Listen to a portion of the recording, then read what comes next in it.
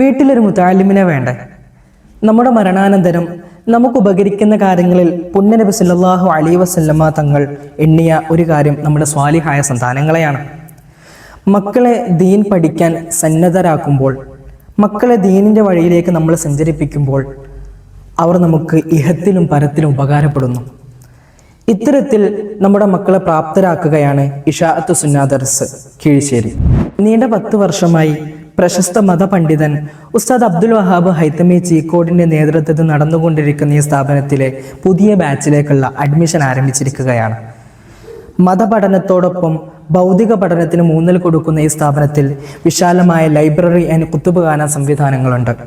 അതുപോലെ തന്നെ ഹാഫിദീങ്ങൾക്ക് വേണ്ട ദൗറ സംവിധാനങ്ങളും ആധുനിക കാലഘട്ടത്തിലെ വിദ്യാർത്ഥികൾക്ക് ആവശ്യമായ ഡിജിറ്റൽ സംവിധാനങ്ങളും പ്രസംഗം, എഴുത്ത്, കലാപരിശീലനങ്ങളും ഈ സ്ഥാപനം നടത്തി വരുന്നു.